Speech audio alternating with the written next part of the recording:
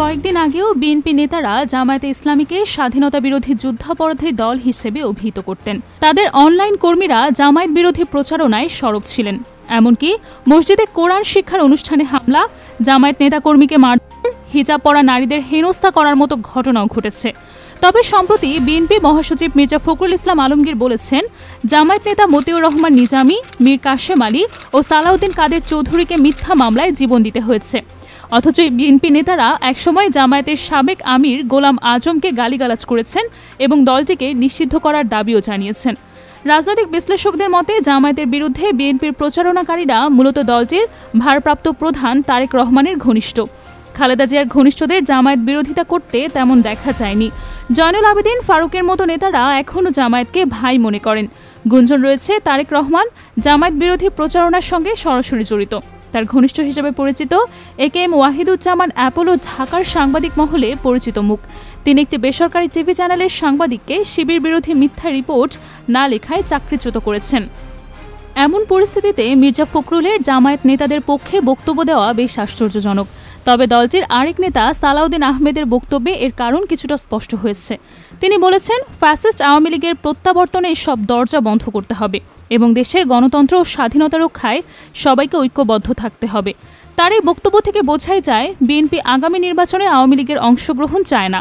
অথচ কিছুদিন আগেই বিএনপি বলেছিল তারা কোনো দলকে নিষিদ্ধ করার পক্ষে না এবং আওয়ামী লীগকেও নির্বাচনে অংশ দিতে রাজি ছিল। শোনা যায় তারেক রহমান নাকি চেয়েছিলেন বিএনপি সরকার গেলেও আওয়ামী লীগ যেন বিরোধী দল হয়। তবে এখন দলের নেতারা আওয়ামী লীগের প্রত্যাবর্তনে সব দরজা বন্ধ করতে চাইছেন। রাজনৈতিক মহলের ধারণা, মির্জা ফখরুল ইসলাম আলমগীর এবং সালাউদ্দিন আহমেদ তারেক রহমানের অনুমতি ছাড়াই জামায়াতের পক্ষে কথা বলেননি। এর পেছনে তারেক রহমানেরও সমর্থন রয়েছে। বাংলাদেশের রাজনীতিতে একটি বড় পরিবর্তন আসার পর বিএনপির টনক নড়ছে। তারা বুঝতে পেরেছে জামায়াতের বিরুদ্ধে কথা বলে ভারতের মন জয় করার দিন শেষ। বরং ভারতের দালালি করার পরিচয় বিএনপির জন্য বিপজ্জনক হয়ে উঠতে পারে। তাই এখন দ্রুত জামাতপ্রেমী ও আওয়ামী লীগ বিদ্বেষী হওয়ার চেষ্টা করছে বিএনপি। কিন্তু কেন এমন পরিবর্তন? এ বিষয়ে বুদ্ধিজীবী খামিনী হাসানের পর্যবেক্ষণ হলো, যুক্তরাষ্ট্র চায় আগামী জাতীয় নির্বাচন এমন হোক যাতে বাংলাদেশ ভারত ও চীনের প্রভাব থেকে বেরিয়ে আসতে পারে এবং একটি স্বাধীন সত্তা হিসেবে দাঁড়াতে পারে। এর মানে হলো যুক্তরাষ্ট্র চায় না আগামী নির্বাচনে ভারতের দালাল আওয়ামী লীগ কোনোভাবেই ক্ষমতায় আসুক। একই সঙ্গে ভারতের নতুন দালাল হতে চাওয়া বিএনপির বিষয়েও যুক্তরাষ্ট্রের মনোভাব ইতিবাচক নয়। যুক্তরাষ্ট্রের এই অবস্থান জানার পরেই বিএনপি এখন ভারত ও আওয়ামী লীগ বিরোধী হিসেবে নিজেদের তুলে ধরতে চাইছে।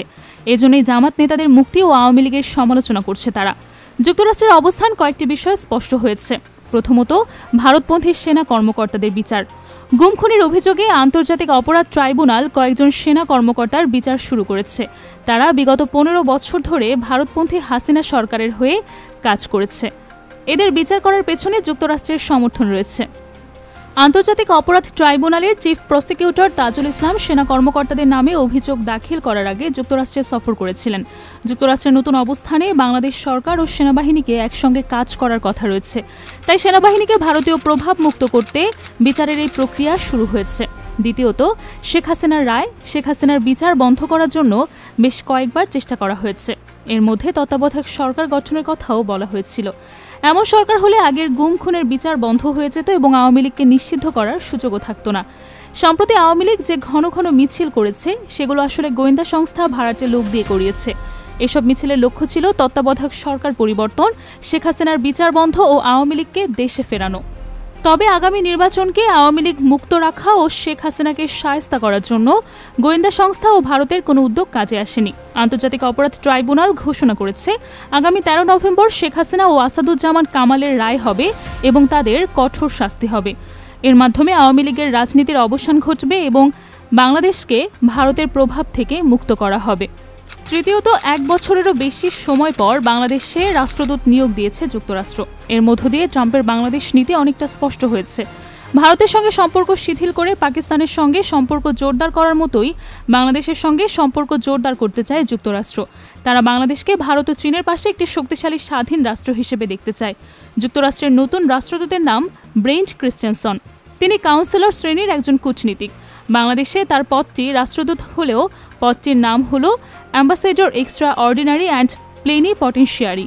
এর মানে হলো তিনি সর্বোচ্চ পর্যায়ের একজন কূটনৈতিক এবং অন্যদের মতো নন।